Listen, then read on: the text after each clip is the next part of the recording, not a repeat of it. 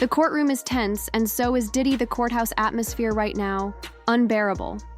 Not just tense electric with dread power and expectation. Jury selection is nearly finished in Sean. Diddy Combs' federal trial statements are set for May 12th. That's less than a week away. Every legal analyst monitoring this case is saying the same thing. Because this time around, Diddy was brought in first. He was brought in about a couple minutes after 2 p.m. today. And we were all kind of waiting to see. We had heard mumblings that his mom might be in courtroom, that we were waiting for the children, but then nothing happened. But then, in another twist and turn, the children do walk in. But this time it was a lot smaller bunch than it was the last time. So last time you're having all of Diddy's children, except with the exception of Love, who is just a 2-year-old child. So she wasn't at court, but you had all of Diddy's children there except Love. But this time around, you just had Justin Combs and Christian Combs, meaning that there was no Quincy there today. Delilah and Jesse weren't there. Chance wasn't there. And the caretakers of his younger children who aren't of age just yet, they were not present inside the courtroom as well today. This is going to get messy, but it's not just about the accusations anymore. It's about who might testify. Because just as the prosecution is refining their roster, one name is being murmured louder and louder in private discussions. Terrence Howard. Howard's recent public claims against Diddy weren't just startling. They were calculated. He didn't hold a media event. He didn't post a vague tweet. He shared his story like someone unburdening his soul, like someone done staying silent. And that's what makes it perilous. So here's the simple truth. If you take my words, my image, my ideas, and twist them to feed your fear and inflate your ego, if you profit. Number of producers coming to make the approach, and you threaten to punch them in the mouth, or threaten to knock their head off, or talking to you or looking at you like you're a woman. When you approach a real man about his masculinity, you're going to get a real reaction back. Hide behind anything. When they spoke against someone, they had to speak it with their whole being. And if you're going to speak against me, then use the same courage that it took for me to say those truths. Puffy invited me for weeks, asking me to come and teach him how to, wanted me to be his acting coach for a while. Go there, and he's sitting around just looking. I'm like, okay, what's the material you want to work on? He's just looking at me. Then next thing you know, okay, hey, will you help me? I want to hear your music. So I come over there and I play the music, and he's sitting there just looking. Howard alleged that Diddy invited him over repeatedly under the pretext of acting mentorship. But things reportedly got strange too.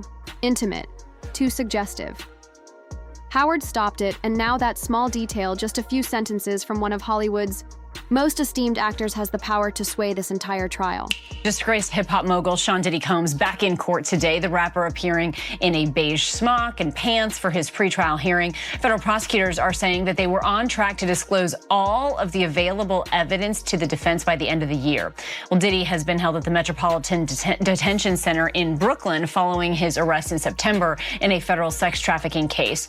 Last week, Combs abandoned what was his 4th attempt to get released on bail. Joining me for more on this is ABC News correspondent Aaron Katursky. So, Aaron, I know you just essentially left that courtroom. So what do we know about today's hearing? Well, the prosecutors said they would disclose every piece of evidence that's in their possession by the end of the year. So by December 31st, the defense should have everything. And then the case is going to move toward trial in the spring of next year. Before that, the defense says it wants some clarity from the prosecutors about the scope of Combs's alleged criminal conduct, because right now, defense attorney Mark Agnifilo said the racketeering allegations that Combs faces, the defense believes are because even though his claim isn't illegal, it supports the larger suspicion Diddy's world behind the scenes doesn't align with the one he presents to the cameras. Howard's potential testimony would portray Diddy in exactly the way prosecutors want the jury to view him: strategic, manipulative, and confident. No one would dare speak out. Disgraced music mogul Sean Diddy Combs, once known for his lavish lifestyle and living large in his multi-million-dollar mansions, has a new home as he awaits trial in his federal sex trafficking case. Last week, the Bad Boy Founder's defense team unsuccessfully fought to keep the music producer out of federal jail after his arrest. Now his new digs once house other high-profile inmates, including R. Kelly, Fetty Wap, Sam Bankman-Fried, and Ghislaine Maxwell. Diddy is currently housed at the Metropolitan Detention Center in Brooklyn, New York, a stark difference from the glitz, glamour, and wealth in Hollywood and Star Island in Miami Beach, Florida. But MDC Brooklyn has been described as hell on earth, with horrifying conditions. The facility, which now houses Diddy, opened in the early 90s and is the only federal jail in New York City after the Bureau of Prisons closed its Metropolitan Correctional Center in 2021 after many issues came to light in the wake of Jeffrey Epstein's suicide just 2 years earlier. But is not criminal. Now, Abby, that video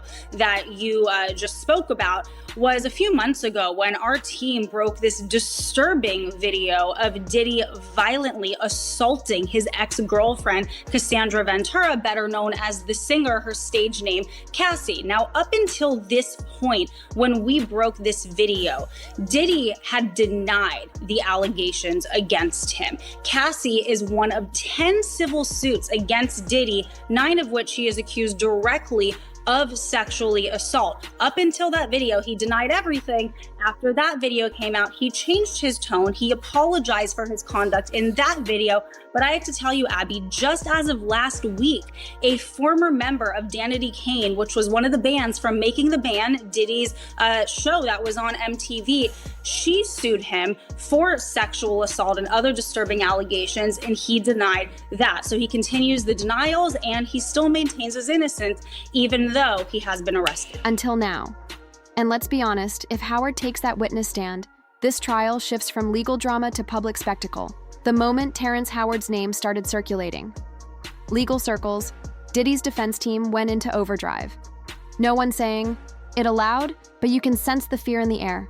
Why? Because this isn't some obscure ex-assistant or anonymous lawsuit filing.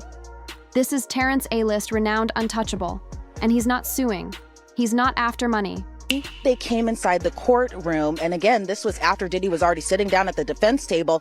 He looked back immediately. He smiled. He beamed up. He waved at at his 2 sons, and just kind of gave them like kind of a little bit of, it's a good to see you type of feeling. That's what I was gathering from inside that courtroom. Now, again, I want to remind our viewers that when we're inside federal court, again, there's no cameras, which Jesse, I'm sure you have already mentioned that part.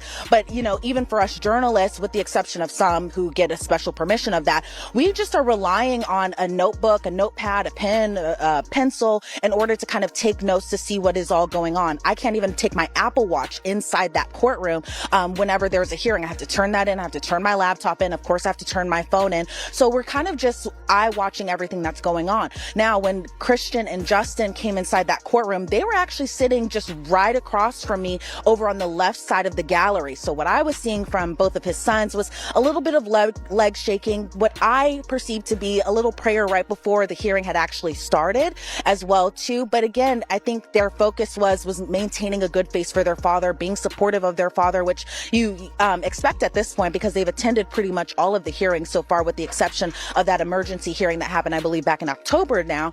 But then they kind of just stood and sat and just kind of listened to what was all kind of happening. Again, that court hearing was pretty quick. It was about 30 minutes long. I think all of us were kind of surprised that the hearing did last that short amount of time as opposed to last hearing, which was about 2 hours or so. That's what makes this so deadly. Howard's story doesn't prove anything unlawful, but it strengthens a pattern, a motive, a method. It tells the jury, hey, this isn't an isolated event, this is who he is, and Diddy knows it. You can tell he's reportedly lashing out at his lawyers, refusing to eat, barely resting if Howard takes the stand. Diddy doesn't just lose the jury. He loses the room because when a man with Terrence Howard's legacy says, I saw the warning signs and I got out, you believe him. And jurors, they believe what they sense, they believe body language, they believe testimony that feels authentic. That's why Howard is a danger. He doesn't have to persuade them of anything, he just has to remind them. Diddy is no saint, sources inside. The courtroom aren't holding back. Diddy is unraveling. One insider said he looks like a man who's been awake for a month. Others described him as tense, disengaged, and frightened. He's showing up in designer suits, but they're hanging off his frame, like costumes. His trademark confidence, the swagger, the grin, the smug nods is gone, replaced by clenched jaws, trembling hands, and blank stares into the floor. One source claimed Diddy had a quiet outburst in a holding area during jury selection. slamming a water bottle and pacing back and forth like he couldn't breathe. His lawyers reportedly calmed him down, but the moment Terrence Howard's name came up, it was like flipping a switch. An insider at a sidebar discussion said Diddy's face fell. The second the prosecutor referenced a high-profile industry figure prepared to offer personal insight. The name allegedly, Howard Diddy, froze his jaw. Tightened, he didn't say a single word for nearly 10 minutes. They say he later told his lawyer, "If they bring him in, it's over. That's not a mogul talking, that's a man trapped." And here's the worst part for Diddy. Terrence Howard is the kind of witness defense team's prey never enters a courtroom. This isn't some rising actor trying to stay relevant. This is Lucius Lyon himself, a man who's headlined blockbuster franchises, held down TV ratings for years and shared scenes with the biggest names in the game. He doesn't need fame. He is fame and he doesn't need to be part of this story, but here he is. That's what makes his account hit harder than any lawsuit. He's not coming for cash. He's not promoting a new show. He's not suing, selling a book, or doing press tours. He's just sharing a story he thought people needed to hear. And when he says Diddy's energy made his spirit uneasy, that's not just awkward, that's spiritual rejection. That's the kind of phrasing that resonates with a jury in a way no legal argument can, because a guy like Howard doesn't just feel uneasy around people. He's been in Hollywood for decades. He's seen things. So when he distances himself from someone like Diddy, the implication is clear. Something was gravely wrong, and that's the exact problem. Diddy's team can't solve. They can challenge evidence, they can tear down timelines, but they can't silence the weight of character. Howard's mere presence, calm, composed, and respected, could dismantle Diddy's defense strategy before a single question is even asked. And if Howard walks into that courtroom, this won't just be a legal trial, it'll be a televised collapse Diddy's. Meltdown won't be a rumor anymore. It'll be broadcast. Howard didn't need to shout. He didn't throw accusations. He didn't chase headlines. He just sat down, shared his truth. And the internet exploded in his own calm, measured way. Terrence Howard dropped. A bombshell without ever raising his voice, according to him. Diddy invited him over multiple times, calling it acting mentorship. Just two artists connecting, right? A mogul and an actor. But that's not what it turned into. Howard says those sessions started normal, professional, courteous, but somewhere along the way the vibe shifted. The compliments got personal, the glances too long. Suddenly, it wasn't about method acting. It wasn't about character work. It was about something else entirely. Something harder to name, something calculated. And if you ask Howard's assistant, they noticed it from the start. They saw the change in Diddy's tone, the odd tension in the room, the kind of interaction that makes your stomach knot, but isn't technically a violation allegedly. Diddy was probing emotionally, psychologically, trying to see how far he could push before the boundary broke. But Howard, he never gave him the chance. He didn't argue, didn't ask for an explanation. He simply stopped returning.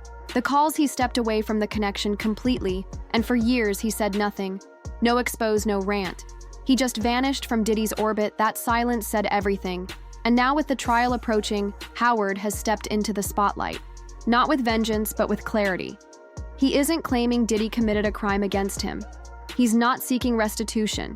He's just confirming what so many people already suspected, that the public persona Diddy built might be very different from who he is when no one's watching.